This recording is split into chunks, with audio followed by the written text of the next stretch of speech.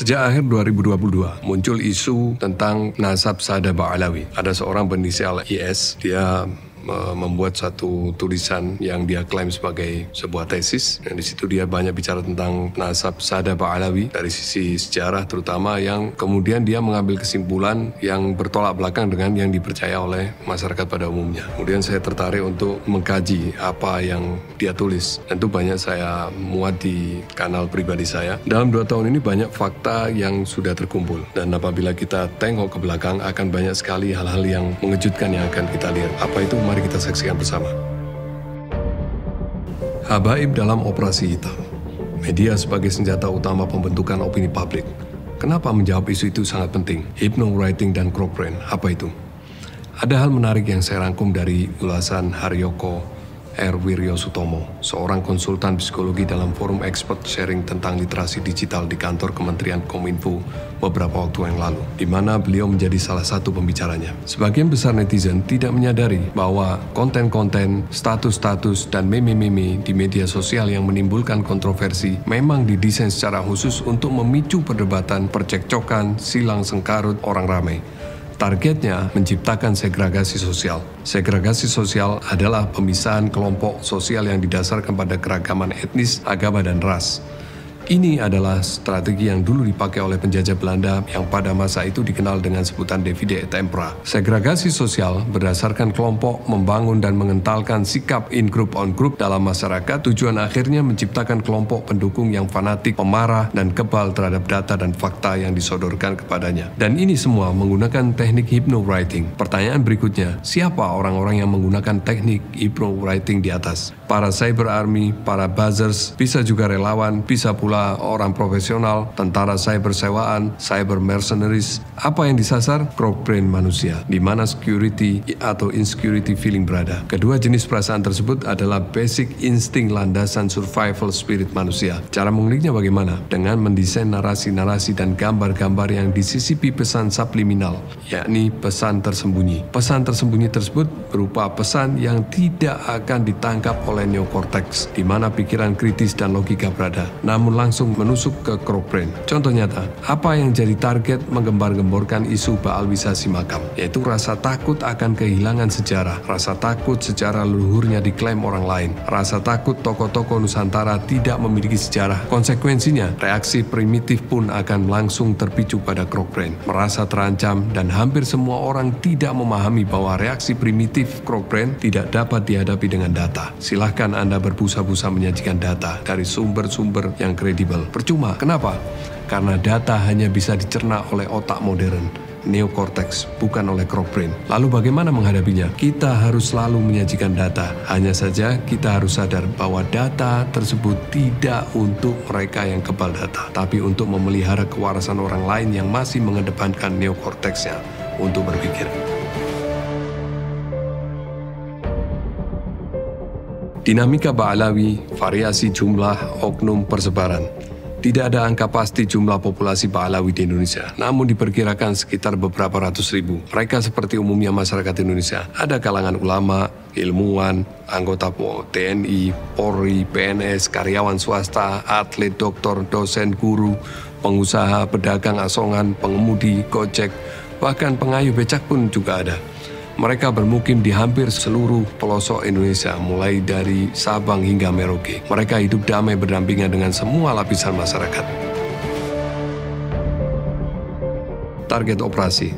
Umat Islam sebagai penduduk mayoritas di Indonesia, maka tidak bisa dipungkiri bahwa persatuan umat Islam adalah kunci utama stabilitas keamanan nasional. Dengan stabilitas keamanan, pemerintah bisa bekerja sebagaimana mestinya. Persatuan umat Islam adalah tonggak utama persatuan bagi seluruh bangsa Indonesia dengan segala ragam budaya, agama, ras. Persatuan umat Islam yang diantaranya aktif dilakukan oleh ormas-ormas Islam, salah satunya adalah Robito Alawiyah. Namun rupanya ada beberapa pihak yang memiliki tujuan negatif terhadap bangsa dan negara ini, yang merasa tidak nyaman dengan persatuan ini. Mereka ini kaum oligarki, orang-orang yang haus kekuasaan, koruptor, serta agen-agen Zionis. Mereka selalu mendesak agar Indonesia segera membuka hubungan diplomatik dengan Israel. Ada hal menarik 2 bulan sebelum isu nasab ini muncul. Robito Alawiyah yang dituduh ormas pemecah belah merilis video berikut ini. Kita semua khususnya umat Islam, terikat kewajiban untuk memelihara bukan hanya ukhuwah Islamiyah, tetapi juga ukhuwah wataniyah dan ukhuwah basyariyah. Umat Islam ini harus memberikan teladan bagaimana menjadi komunitas yang saling menghormati, komunitas yang bisa menerima perbedaan, dan komunitas yang di dalam internal umat Islam sendiri memang juga terjalin persatuan. Kekuatan dari Allah, bantuan dari Allah itu dalam persatuan. Maka menjadi yang ketiga setelah kita berketuhanan dan kita berkemanusiaan, maka untuk membingkai hablum minallah hablum minan nas itu adalah harus persatuan. Dari suku bangsa dengan warna kulit, beda bahasa, budaya. Bukan harus perbedaan ini harus dibenturkan, justru menjadi kekuatan tersendiri buat bangsa Indonesia. Bermacam-macam suku, bermacam-macam golongan, bukan untuk saling mengkultuskan diri, bukan saling untuk merendahkan yang lainnya, bukan saling untuk menyombongkan diri. Insya Allah Indonesia akan lebih maju lagi kalau kesadaran akan pentingnya persatuan dalam keberagaman ini. Maka persatuan Indonesia itu berarti menerima, mengakui adanya keragaman, kemudian memberikan ruang bagaimana agar keragaman ini tetap bisa berkembang sebagai kekayaan kita. Maka kita bisa melihat fenomena sekarang di negara-negara yang konflik, negara-negara yang tidak bisa memelihara persatuan, jangankan bisa hidup maju, hidup layak, dan hidup tenang pun juga agak sulit. Maka persaudaraan di antara sesama anak bangsa, persaudaraan di antara sesama umat manusia adalah kewajiban kita semua untuk terus memelihara dan menjaganya.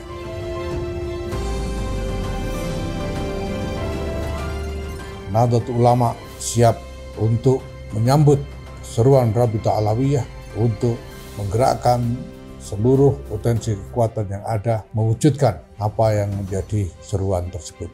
Pimpinan Pusat Muhammadiyah menyambut baik ajakan dan seruan dari Rabita Alawiyah Indonesia untuk menjadikan momentum kemerdekaan Indonesia ke-77 sebagai momen persatuan. Menurut saya menegaskan bahwa saudara-saudara kita bangsa Indonesia yang keturunan Arab itu adalah bagian tak terpisahkan dari bangsa Indonesia. Ajakan anjuran yang indah dan mulia sekali apa yang digaungkan oleh Rabita Alawiyah. Kami sambut ajakan ini. Mudah-mudahan upaya baik dari para habaib dari Rabita Alawiyah ini menjadi sebuah sarana yang menggugah kita, yang barangkali kita sedang lalai, kita juga sedang lupa. Maka dengan seruan di saat yang bersamaan adalah merayakan hari kemerdekaan ini, bahwa kemerdekaan diraih dengan persatuan. Bersatulah wahai umat Islam, maka insya Allah persatuan itu akan menghasilkan kemakmuran, kesuksesan, dan Anda menjadi orang yang sempurna di hadapan manusia dan juga di hadapan Allah Subhanahu wa Ta'ala. Persatuan seperti ini sangat menakutkan bagi beberapa pihak. Kenapa?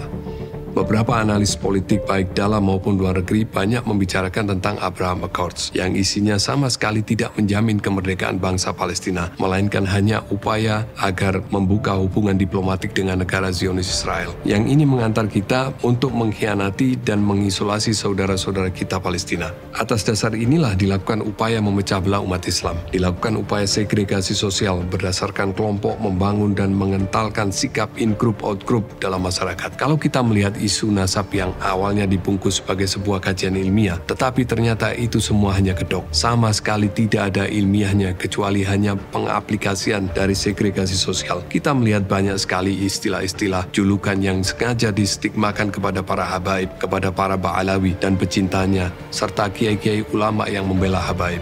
Di antaranya Buddha, Jongos, Antek Penjajah, Antek PKI, dan banyak lagi, mungkin jumlahnya puluhan.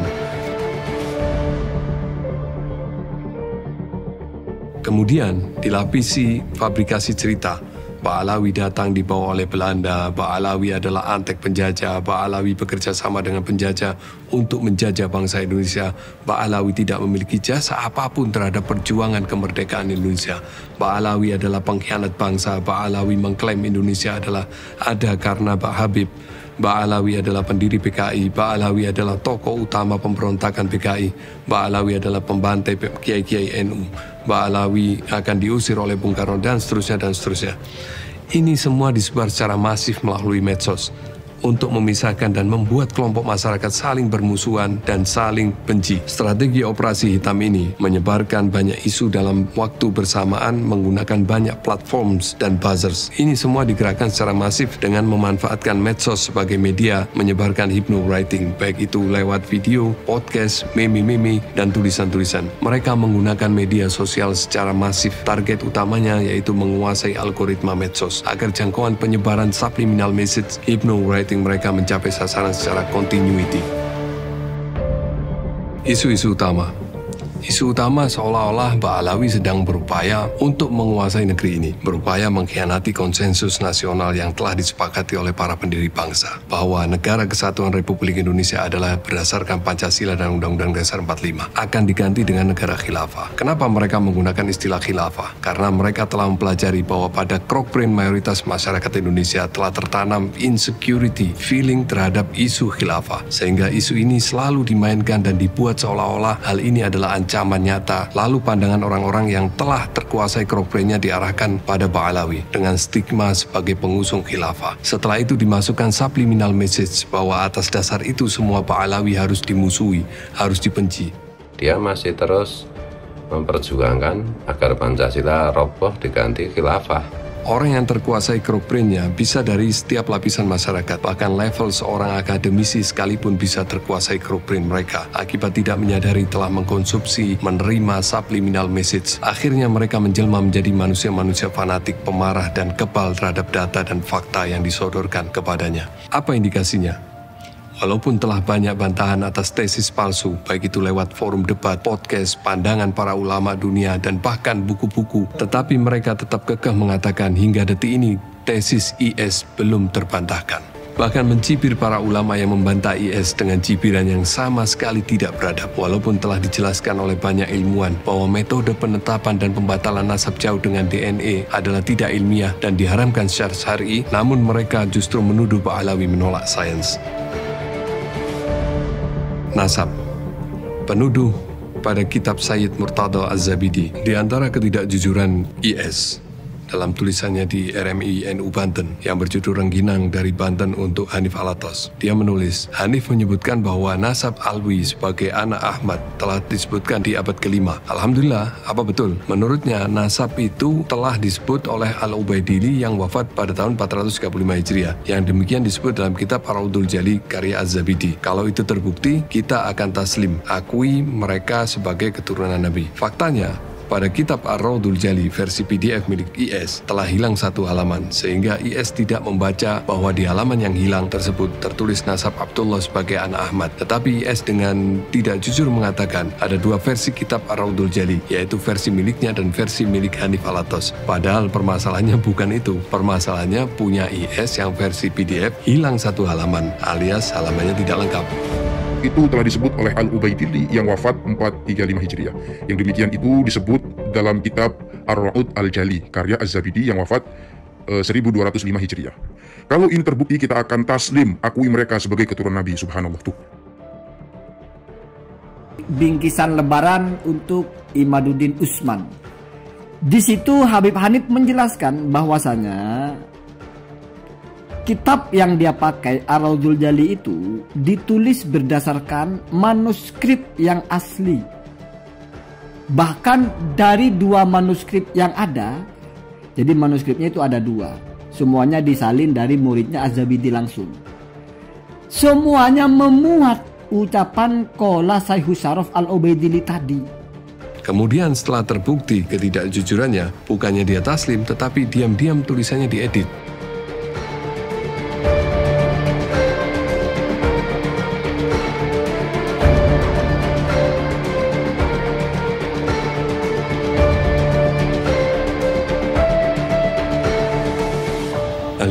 menunjukkan bahwa seorang ulama, seorang ilmuwan yang harus memiliki karakter yang jujur, ketika diketahui bahwa data yang dia miliki ternyata tidak benar dan ditemukan data yang lebih valid, maka dia akan secara gentleman akan mengakui bahwa data yang dimilikinya adalah tidak benar dan dia mengakui bahwa yang benar adalah data yang ditemukannya. Dan ini kan sebagai sebuah bukti bahwa memang catatan itu ada, dan sebagai seorang ilmuwan harus membuktikan ucapannya, mengatakan akan taslim, tapi ternyata setelah terbukti bukannya taslim malah tulisannya diedit. Nah, terus mau sampai kapan seperti ini? Sebagai pemerhati isu nasab jauh menggunakan DNA ancestry, dari data yang saya pelajari ternyata berbeda dengan yang disampaikan di media-media selama ini. Di antaranya terbukti bahwa mitos bahwa haplogrup C1 sebagai haplogrup Ibrahim itu hanyalah sebuah mitos yang tidak pernah terbukti secara ilmiah. Mitos ini diambil dari mencuri hasil jurnal statistik Profesor Skorecki yang kemudian dilanjutkan oleh Profesor Michael Hammer dengan melibatkan 215 sampel Kohanim, yang mana tujuannya hanya menunjukkan secara statistik haplogrup Kohanim yang menurut statistik hanya 46,1% yang berada di haplogrup C1. Sementara sisanya 53,9% bertebaran di sekitar 21 haplogrup. Itu saja. Namun oleh kelompok IS dipelintir seolah-olah haplogrup C1 tersebut adalah secara definitif adalah haplogrup Nabi Ibrahim alaihissalam. Kalau kita perhatikan jurnal yang berjudul Extended Y Chromosome Haplotypes Resolve Multiple and Unique Lineage of the Jewish Priesthood, kita lihat pada bagian Subjects and Method Population Sample.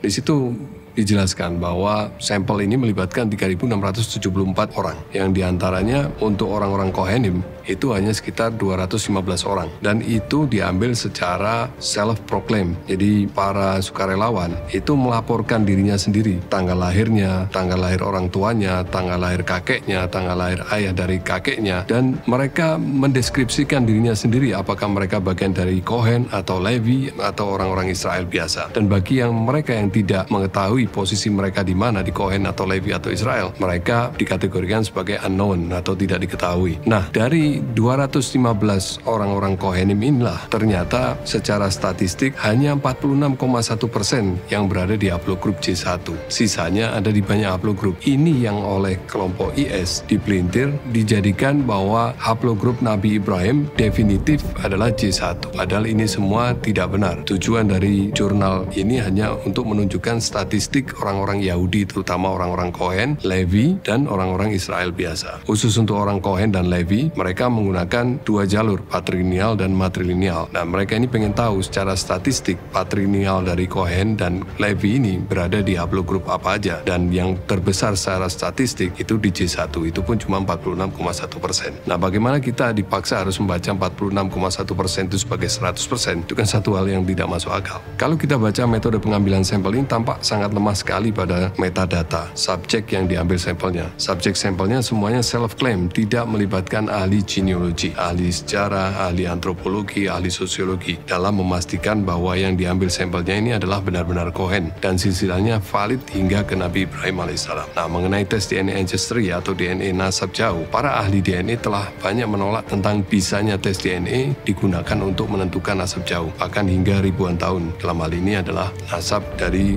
keturunan Nabi Ibrahim. Di antara mereka yang menolak adalah Dr.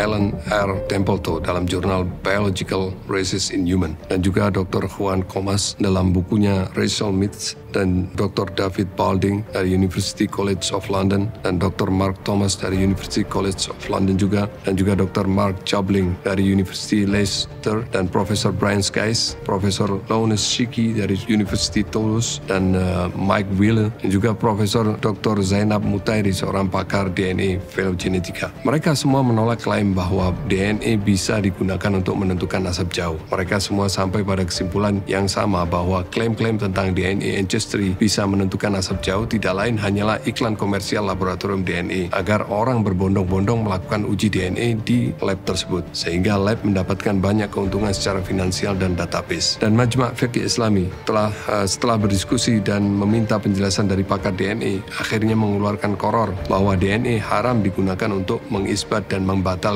nasab jauh. Jadi kita jangan pernah berpikir bahwa para ulama itu berkumpul memutuskan tentang satu hal tanpa menghadirkan para pakarnya. Apalagi apalagi tentang sains, yang dalam hal ini tentang DNA. Jadi para ulama ini berkumpul dan meminta pendapat para pakar DNA, baru kemudian mereka mendapatkan kesimpulan ininya sebenarnya seperti apa, dan dari situ ditinjau secara fikih dan akhirnya bisa diputuskan tentang hukum hal ini, apakah ini dibolehkan atau dilarang. Sekarang coba kita bayangkan betapa bahayanya apabila DNA ancestry ini diterapkan untuk menentukan nasab silsilah dari dzurriyyah Rasulullah SAW. Apalagi ini hanya berkaitan dengan mitos. Misalnya nih, coba kita lihat. Dari banyak sekali syahada yang juga tidak berada di haplogrup J1. Di antaranya Al-Idrisi Maroko, Tunisia, Aljazair, Libya. Mereka rata-rata di haplogrup E. Dan ini juga sama dengan nasab dari Sayyid Alawi bin Abbas Al-Maliki. Kalau menggunakan teori DNA, maka otomatis nasab beliau juga akan dibatalkan juga. Juga nasab dari Sada Al-Jailani. Mereka ada di haplogrup J2.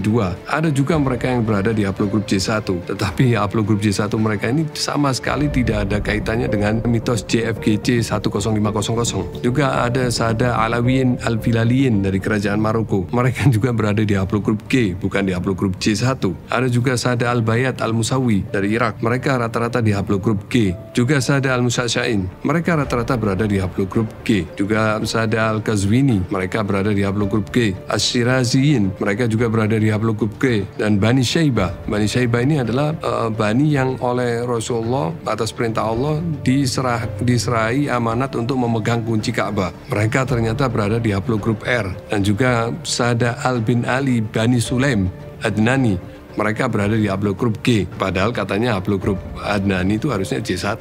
Tapi mereka berada di haplogrup G. Juga Bani Anazah dari Bani Tamim juga berada di haplogrup G. Bani Tamim termasuk dari Bani Adnani.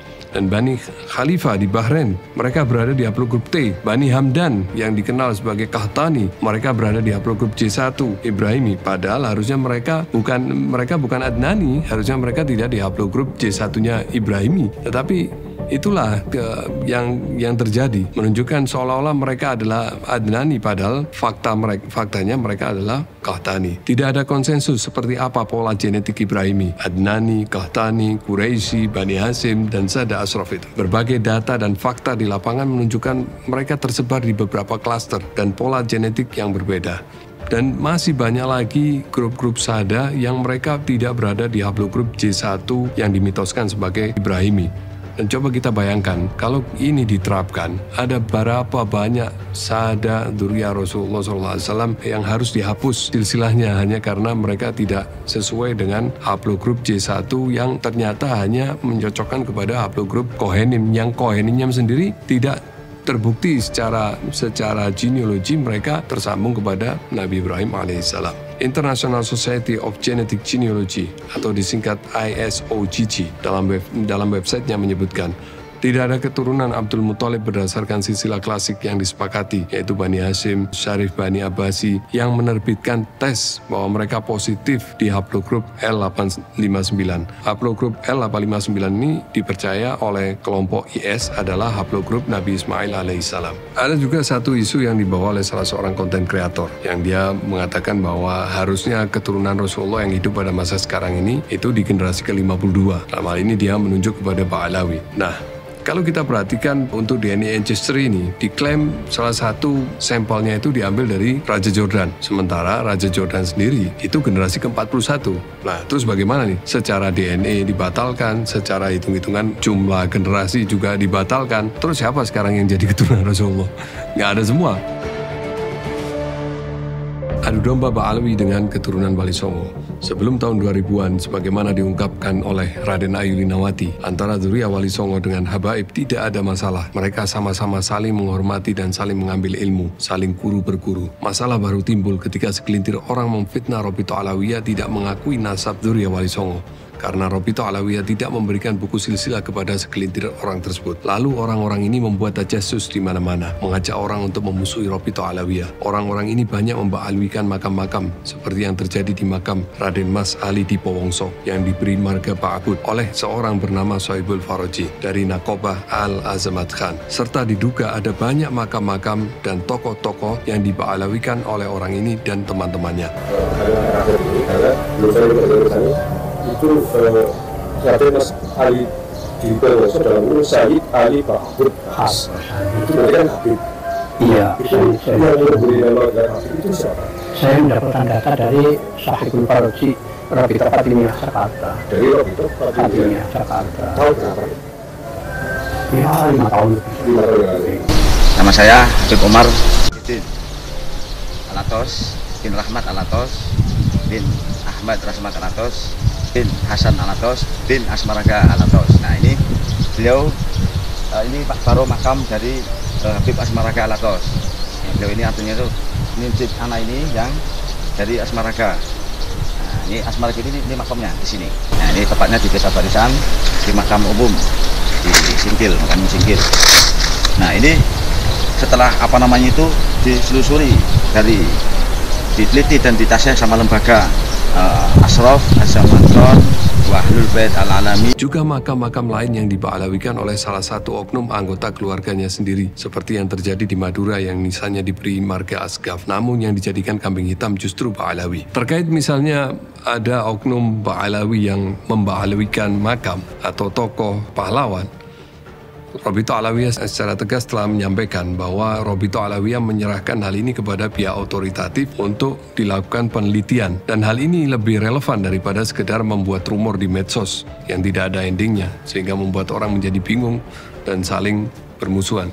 Dan menurut Raden Ayuli Nawati yang seorang sejarawan dan ahli nasab Kesultanan Cirebon, bahwa Nakoba Al-Azmat Khan ini tidak hanya memberikan isbat nasab kepada keluarga Azmat Khan saja, tetapi memberikan isbat nasab kepada keluarga-keluarga yang lain seperti Al-Idrus, Al-Kaf, Asgaf, dan lain-lain. Sehingga otomatis orang yang diberikan isbat nasab sebagai Al-Idrus, Asgaf, mereka akan memberikan kakek moyangnya dengan marga leluhur, dengan marga Al-Idrus, Asgaf di batu nisannya dan lain-lain. Nah, ketika masalah ini mulai rame, yang dijadikan kambing hitam lagi-lagi adalah Rabita Alawiyah. Seolah-olah Rabita Alawiyah sedang berupaya untuk mengokupasi Indonesia dengan memba'alawikan makam-makam dan tokoh-tokoh sejarah. Padahal sebetulnya logikanya mudah sekali. Untuk apa Rabita Alawiyah memba'alawikan makam-makam yang mana Rabita Alawiyah tidak memiliki data apapun tentang orang itu? Apa sisi keuntungannya untuk Rabita Alawiyah? Tuduhan bahwa Rabita Alawiyah berusaha memba'alawikan Wali Songo dengan merujuk kepada sejarawan Belanda Van den Berg itu sama sekali tidak berdasar. Kenapa? Karena justru Wali Songo itu silsilahnya merujuk kepada Ba'alawi adalah dari bersumber kepada manuskrip-manuskrip yang ada di kesultanan-kesultanan yang ada di Nusantara. Salah satunya adalah satu manuskrip silsilah yang ada di Kesultanan Palembang, yang mana silsilah itu tertahun 1161 Hijriah, atau kalau dikonversi kepada Masehi itu 1748 Masehi. Sementara Van den Berg sendiri baru lahir pada tahun 1845 Masehi. Bagaimana mungkin silsilah yang lebih dulu ada daripada Van den Berg, lalu kita mengatakan bahwa Van den Berg lah sebagai rujukan kita, padahal silsilah itu ada hampir 1 abad sebelum Van den Berg lahir. Dan Wali Songo sebagai keturunan Ba'alawi justru didapat dari bukti manuskrip yang ada di Nusantara itu sendiri, dan itu bukan bikinan Ba'alawi. Di antaranya seperti yang saya sebutkan tadi, silsilah nasab Kesultanan Palembang, yang di sana ada nasab Tuan Fakih Jalaluddin. Ini adalah manuskrip tahun 1161 Hijriah. Kemudian apa yang ada yang ditulis oleh Abu Fatoni Muhammad Irfan dalam bukunya yang berjudul Sunan Giri, serta bukunya yang lain yang berjudul Maulana Malik Ibrahim, dan juga oleh Haji Ali Khairuddin dalam bukunya, serta silsilah Sayyid Ali Rahmatullah bin Ibrahim yang ada di Masjid Sunan Ampel, yang tertulis tersambung kepada Sayyid Jamaluddin Al-Husain bin Ahmad bin Abdullah bin Abdul Malik Amul Fakih.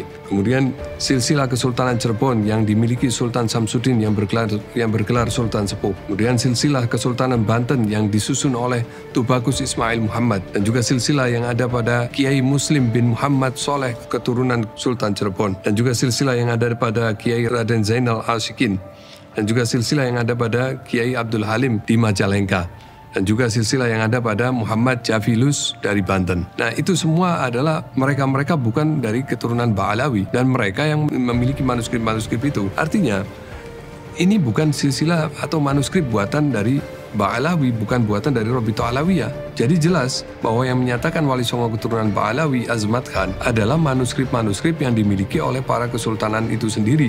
Juga seperti informasi yang disampaikan oleh Kang Farihin, yaitu seorang pustakawan dari Keraton Kanoman, dan juga apa yang disampaikan oleh Kiai Haji Said Agil Siraj ketika Haul Wali Songo di Istiqlal, seperti berikut ini.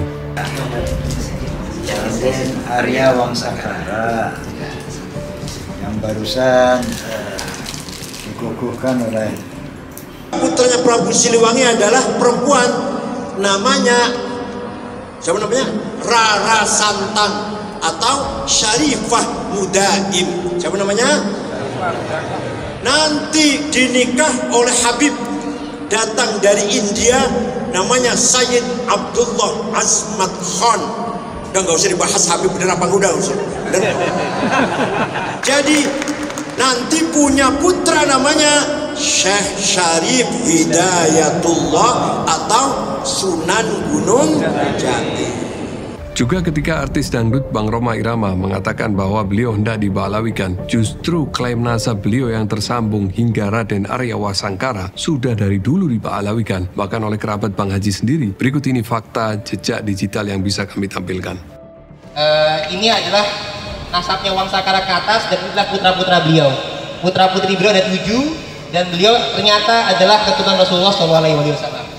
Jadi Raden Arya Wangsakara aliasnya juga bernama Syarif Hasan Asmat Khan Al-Husaini alias Pangeran Wiraraja II bin Sedatul Isa bin Syekh Ali Abdul Qadir bin Abdullah Asmat Khan bin Abdul Malik Asmat Khan bin Alwi Al-Faqih bin Muhammad Said Mirbad bin Ali Kholi Qasam bin Alwi bin Muhammad bin Alwi bin Ubaidillah bin Ahmad Al-Muhajir bin Isa Al-Rumi bin Umar An-Nakib bin Ali Raidi bin Jafar As-Sadiq. Jadi siapa yang membalawikan Rhoma Irama? Banyaknya non-muslim yang ikut meramaikan isu ini. Ada banyak sekali pengikut Paul Zhang dan Saifuddin Ibrahim. Keduanya adalah buronan kasus penistaan agama Islam yang sekarang melarikan diri ke Belanda dan Amerika. Pengikut keduanya turut serta menyelinap meramaikan isu ini dengan memprovokasi kedua kubu untuk saling bentrok fisik. Nah, kita bisa menilai bagaimana mereka-mereka ini turut serta dalam isu ini. Apa sebetulnya kepentingan mereka? Apakah mereka tidak melihat celah untuk mengadu domba umat Islam di sini? Dan apakah mereka-mereka yang mendukung si IS ini tidak menyadari bahwa mereka ada dalam satu kubu dengan mereka-mereka ini seperti Paul Zhang, Saifuddin Ibrahim yang sudah diketahui oleh umum dan beritanya juga bisa diakses dengan mudah bagaimana kebencian mereka terhadap Islam. Apakah pengikut IS ini tidak menyadari bahwa mereka ada di jalan yang salah? Pengakuan nasab oleh buzzer-buzzer secara brutal dan marganya berubah-ubah. Yang mengherankan bagi mereka, marga itu seperti sementara saja. Beberapa kali mereka berubah-ubah. Dari mereka mengaku Azmat Khan, kemudian berubah menjadi Al-Kazimi, kemudian berubah lagi menjadi Al-Jailani. Ada juga yang dulunya Basaiban, kemudian menjadi Basaiban Al-Idrisi, kemudian berubah menjadi lagi As-Saibani. Ada juga yang awalnya ngaku Al-Fasi, kemudian menjadi Al-Kusasi. Dan itu bagi mereka satu hal yang normal, seperti biasa aja gitu. Padahal itu berimplikasi mengaku kepada yang bukan leluhurnya. Lucunya pemahaman tes DNA jarak jauh para pengadu domba. Coba perhatikan bagaimana di antara gerombolan mereka sendiri tidak paham betul apa yang mereka bicarakan. Yang penting masyarakat percaya, itu tujuannya. Makanya dari sini kita bisa menggunakan hukum fikih produksi NU tahun 2004 ya kalau nggak salah. Bahwa tes DNA itu tidak bisa dipakai menetapkan nasab, tapi bisa dipakai menolak nasab. Membatalkan nasab. Namun Kiai Fakhrul Razi yang menjadi saksi muktamar tersebut menjelaskan bahwa yang dimaksud adalah dengan orang tua langsung, bukan nenek moyang. Assalamualaikum, saya ingin beri satu informasi. Kebetulan saya hadir di Muktamar Solo dan saya pengurus LBM PWNU Jawa Timur mulai tahun 99. Bahwasanya yang dimaksud dengan tes DNA untuk nasab di Muktamar Solo itu kasusnya adalah sengketa ada pernikahan seorang pejabat inisialnya M dengan artis inisialnya MM. Setelah mereka nikah siri punya anak, bapaknya nggak ngakui anaknya, tapi ibunya kekeh itu adalah anaknya. Nah, bapaknya ini namanya Nafiyul Walad, nggak ngakui anaknya. Ini namanya Nafiyul Walad. Ibunya tetap minta itu diakui sebagai anak, dia minta diilhakkan, ya supaya paham konteksnya ilhak dan nafyul walad. Jadi pembahasannya itu dengan siapa? Dengan orang tua, ya bukan dengan nenek moyang, ya jangan salah paham. keputusan Muktamar Solo 2004 itu nggak ada hubungan dengan nasab Habib-Habib saat ini ya. Jangan digoreng, itu Anda salah paham ya.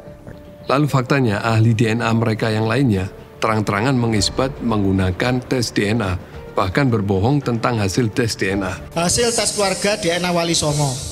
Yang pertama melalui YISEK J1, melalui Ancestry Inggris J1, 2 and 3 Jermani J1, Inavis Mabes Polri J1, Rumah Sakit Internasional Singapura J1, Expert DNA Dubai J1, Expert DNA tes Brunei J1. Kalau keluarga Wali Songo telah terbukti haplogrup DNA-nya J1 dan ada SNP single nucleotida polimorfisme keluarga Nabi Ahlul Bait Nabi, mana sekarang Pak Alwi? Mana datanya, mana buktinya? Justru banyak pihak lain yang mengatakan hasilnya bukan J1 tapi O, seperti yang dikatakan mereka ini. Karena semuanya itu yang parahnya Wali Songo itu rata-rata yang udah tes DNA haplogrupnya khusus yang udah saya tahu ya haplogrupnya O, makanya dia nggak berani tampilkan data yang diunggah ya di laman YouTube-nya Gus Fuad gitu kan. Jadi beliau sudah tes DNA, dia memberikan laporan seperti ini. Jadi haplogrupnya yang paling most likely itu termasuk haplogrupnya O gitu. Yang jelas Gus Fuad adalah yang jelas mengalir darah Rasulullah di dalam dirinya sesuai dengan statement kita selama ini, iya. Karena O ini masih mungkin dari ketua. Ternyata ada 120 orang dari mereka yang melakukan uji DNA. Hasil mereka adalah haplogrupnya O, termasuk juga hasil tes Fuad Pleret, juga O. Lalu jika sudah berbohong dan dipercaya masyarakat luas, tujuan mereka sudah tercapai. Karena memang tujuan mereka adalah dipercaya masyarakat dan bukan menyampaikan kebenaran. Oknum yang diangkat. Cara paling efektif dalam menyerang suatu ras atau golongan adalah dengan mengangkat setinggi-tingginya perilaku oknum di dalam golongan tersebut dan menutup segala informasi tentang kebaikan dan kelebihan orang-orang pada ras tersebut. Sehingga sampel kecil ini akan menjadi citra dari keseluruhan ras atau golongan yang ditargetkan. Kisah keributan rumah tangga, kasus hukum, kata-kata kasar menjadi hal yang efektif di samping berusaha mencari ceramah-ceramah lama pada ulamanya dan dipotong-potong pendek untuk selanjutnya dilakukan framing. Kebohongan di balik kata ilmiah Kiai IS, hal yang mungkin tidak diketahui oleh para pendukung Kiai IS adalah bahwa beliau selalu beberapa kali menggunakan nama tokoh-tokoh besar untuk menyerang Ba'alawi. Seperti ketika beliau mengatakan bahwa Sayyid Mahdi Rojai tidak mengakui nasab Ba'alawi. Karena yang diyakini oleh Syekh Mahdi Rojai sekarang ini, mereka bukan turunan Nabi, tapi al-muntasibati ila Ubaidillah bin Ahmad al-Muhajir. Turunan Ubaidillah. Turunan Ubaidillah, yakin la syakka wala syubhata, ini turunan Ubaidillah kata Syekh Mahdi Rojai, bukan turunan Rasulullah Muhammad sallallahu alaihi wasallam. Dan selanjutnya bahkan dibantah oleh Sayyid Mahdi Rojai dengan video secara langsung. کل به نظر من این شبهه‌ای که اینها میکنن در مسئله سیادت آل باعلوی که اینها ماشاءالله انشعابات فراوانی هم هستن این سادات، به نظر من این شبهه خیلی شبهه نادرستیه. Lalu mengatakan bahwa Mufti Yaman membatalkan nasab sejumlah kabilah Ba'alawi dan lagi-lagi dibantah oleh Mufti Yaman Syekh Samsuddin Syarafuddin secara langsung. Ana indakum mathalan yakdhibuna alayya wa ajiduha fursatan للتبرؤ والإفصاح أنه ليس لي صفحة في الفيسبوك ولا في الواتساب ولا في التليجرام ولا في غيرها من مواقع الإنترنت على جهة الإطلاق، ويكذبون علي أن لي صفحة في الفيسبوك. وهذا الكاذب المفتري المجرم الظالم يحرش بين الناس، وقد قال النبي صلى الله عليه وآله وسلم لا يدخل الجنة مشاحن بين الناس. يقول إنني أشكك في الأسرة الفلانية والأسرة الهاشمية والأسرة الحضرمية والأسرة المحضارية وإلى آخره. وقد سمعت ونما إلي أنه قد حدثت بعض الفتن من أجل هذا الكلام. بالنسبة لي قد وطنت نفسي على الشهادة في سبيل الله. Lalu atau mengatakan bahwa metode beliau diambil dari Syekh Ibrahim bin Mansur Al-Amir. Manuskrip itu ditulis oleh Syekh Ibrahim bin Qasim Al-Amin yang disebut oleh Syekh Ibrahim Mansur sebagai nasabah, muttafin, ahli nasab yang kredibel dan membidangi. Ya, itu jawabannya. Oke. Saya Syekh Mansur bin Ibrahim yang Anda pakai itu mengisbat Ba'alawi.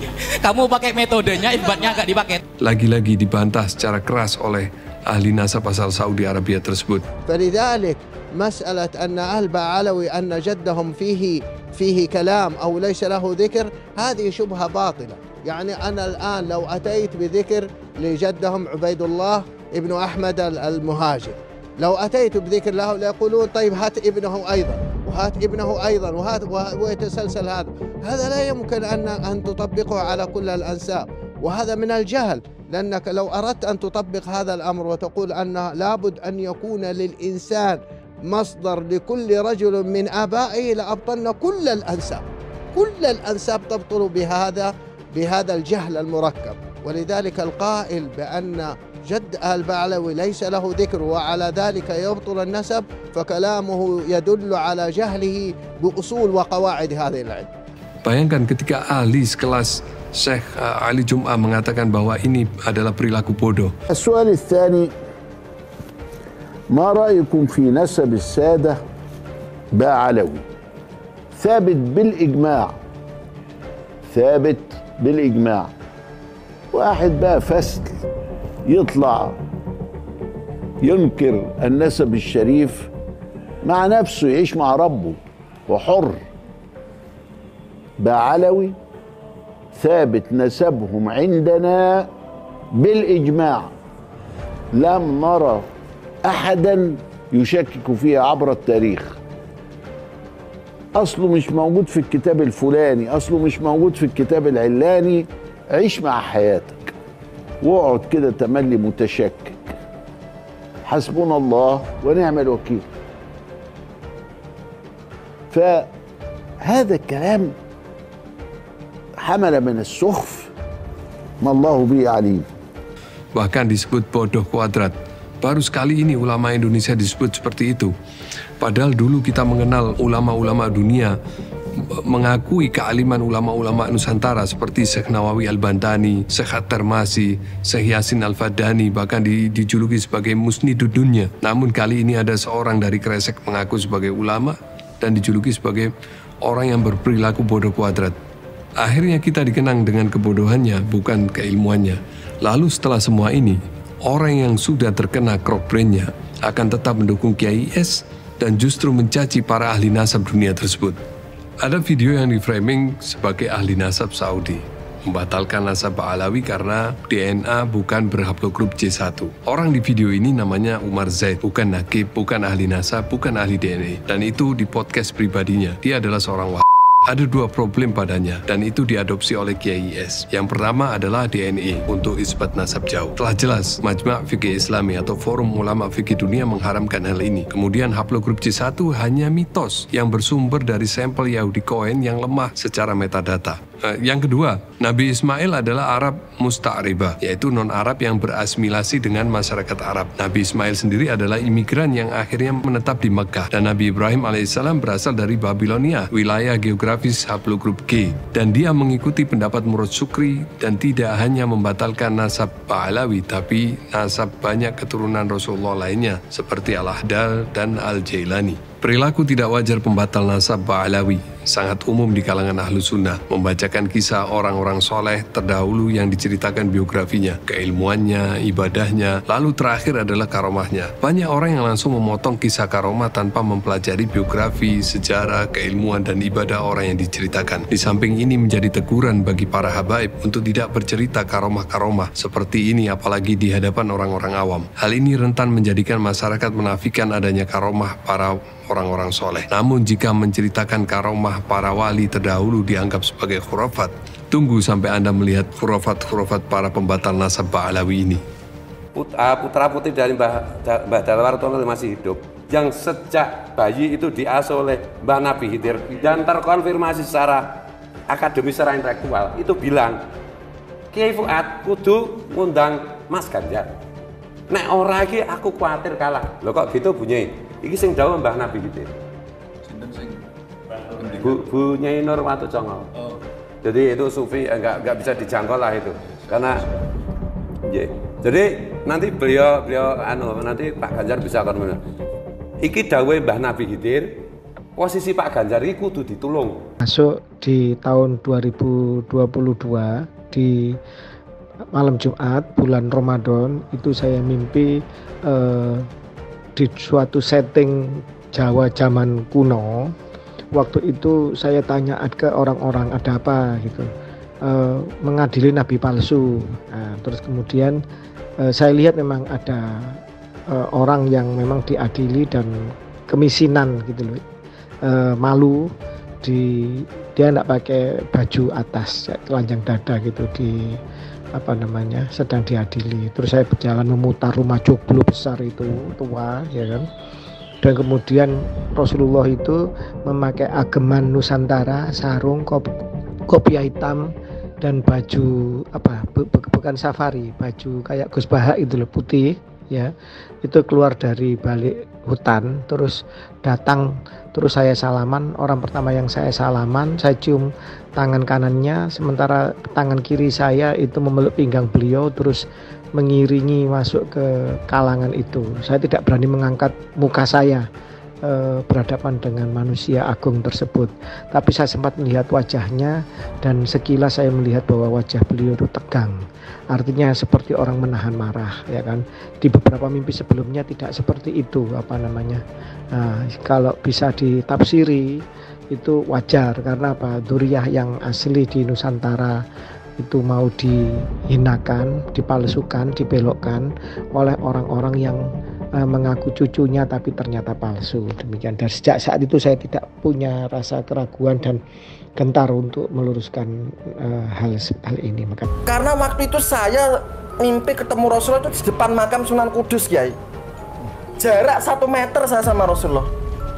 Rasulullah nunjuk-nunjuk begini, sampaikan sama seluruh bangsa Indonesia, aku Rasulullah Muhammad tidak ridho.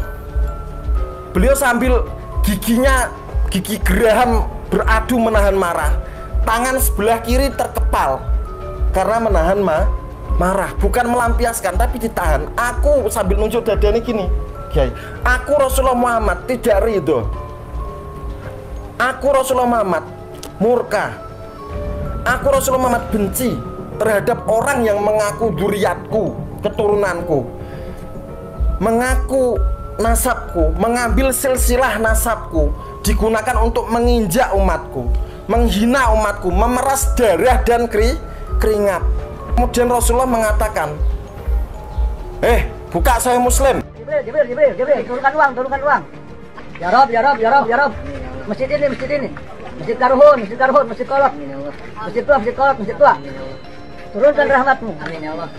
Turunkan rahmatmu. Jibril, turunkan. Rahmatmu turun. Jibril, turunkan uang. Mohon izinnya, saya akan bernarasi bahwa sebenarnya kalian semua warga bumi Nusantara ini sedang kena prank oleh Mama Hufron. Mama Hufron seorang pemimpin besar, seorang tokoh spiritualis yang rela menjadikan dirinya menjadi tumbal bagi Pancasila di Nusantara. Polemik nasab ini sudah berjalan lama saudara-saudara, tetapi semua seolah tertutup hanya di media sosial saja. Hal seperti ini perlu diangkat karena di kemudian hari mereka bisa saja kembali menggunakan nama Rasulullah SAW atau Nabi Khidir untuk berargumen dan melancarkan operasi ini. Filologi dalam ilmu nasab. Filologi secara luas adalah ilmu yang mempelajari perkembangan kebudayaan suatu bangsa yang meliputi bahasa, sastra, seni, dan lain-lain. Perkembangan tersebut dipelajari melalui hasil budaya manusia pada masa lampau, berupa manuskrip-manuskrip kuno yang kemudian diteliti, ditelaah, dipahami, dan ditafsirkan. Nah, memang di barisan Kiai IS ini orangnya memang aneh-aneh. Pertama, yang digadang-gadang sebagai pakar nasab, yaitu Kiai IS sendiri. Orang ini tidak punya kredensi apa-apa tentang ilmu nasab, tentang ilmu sejarah, tapi kemudian mengklaim telah melakukan penelitian ilmiah tentang nasab Syahda Ba'alawi, padahal dia tidak pernah melakukan penelitian apa-apa. Kemudian yang kedua ada Dr. S yang diklaim sebagai pakar DNA. Dia pun bukan pakar DNA manusia, Dia pun juga tidak pernah melakukan penelitian apa-apa. Dia cuma mengambil raw data dari web laboratorium DNA, kemudian dipindah ke file Excel-nya, lalu dia klaim bahwa dia melakukan penelitian tentang DNA Ba'alawi. Tapi metode yang dipakai apa nggak jelas. Apakah itu metode statistik atau apa? Yang jelas dia tidak pernah melakukan penelitian apa-apa. Dan yang terakhir adalah yang digadang-gadang sebagai pakar filologi, yang kemudian menyimpulkan bahwa tidak ada bukti sejarah bahwa nasab Ba'alawi itu tersambung kepada Rasulullah dan lain-lain. Bahkan menuduh Imam Ubaidillah ini anak pungut, anak angkat atau anak orang lain, atau tokoh fiktif bahkan. Padahal dia sendiri tidak pernah melakukan penelitian apa-apa, tidak pernah ke Hadramut, tidak pernah meneliti bukti-bukti sejarah, arkeologi atau manuskrip, bahkan menyentuh manuskrip pun nggak pernah, apalagi melakukan uji karbon. Kalau dia berkesimpulan dia telah melakukan penelitian dan kemudian dia menyimpulkan bahwa nasab Ba'alawi itu memang tidak tersambung secara filologi dan tidak ada bukti eksternal yang mengkonfirmasi adanya Sada Ba'alawi. Apa bukti dia telah melakukan penelitian? Sejauh mana penelitiannya? Mana bukti dia pernah ke Hadramut kayak misalnya? Atau dia meneliti manuskrip-manuskrip yang ada di Hadramut, melakukan uji karbon terhadap manuskrip-manuskrip itu? Sejauh mana dia melanglang buana mencari kitab-kitab, mengunjungi perpustakaan-perpustakaan atau museum-museum kuno, berkomunikasi dengan pakar-pakar filologi di Timur Tengah, di Hadramut kayak atau di Irak kayak atau di mana? Nggak ada semuanya. Adu domba habaib dan kiai. Seperti yang kita ketahui bersama bahwa para ulama Nusantara ini juga banyak sanad keilmuannya yang tersambung kepada para kibar ulama Sada Ba'alawi, baik secara langsung maupun secara tidak langsung. Misalnya seperti Hadratus Syekh Hasim Asy'ari. Di antara guru beliau adalah Al-Habib Alwi bin Ahmad Asqaf, seorang ulama besar sekaligus Naqibul Ashraf Hijaz pada masanya.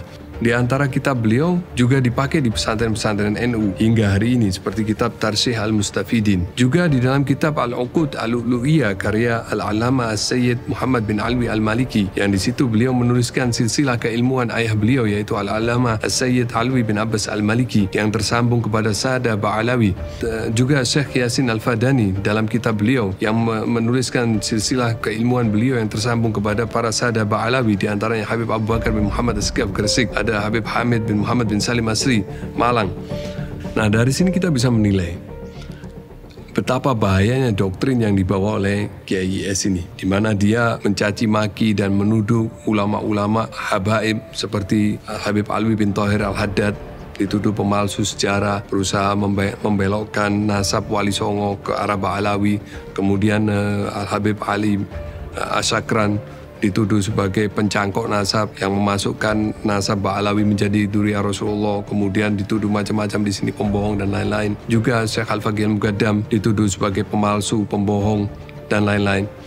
Nah, bagaimana sebuah sanad keilmuan apabila di dalam sanad itu terdapat orang-orang pembohong? Ini semua akan meruntuhkan sanad keilmuan ulama-ulama Nusantara. Dan bahkan sekelas Imam Ibnu Hajar Al-Haytami, yang beliau itu juga sanad keilmuannya kepada Sada Ba'alawi. Bagaimana jika sanad keilmuan Imam Ibnu Hajar Al-Haytami juga runtuh, sementara beliau adalah salah satu dari A'immah Asy-Syafi'iyah yang pendapatnya termasuk pendapat yang paling thiqah di kalangan ulama-ulama Syafi'iyah.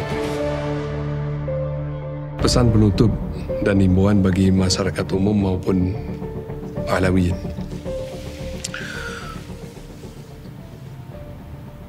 Saya ingin bercerita sedikit tentang sejarah gelar Habib.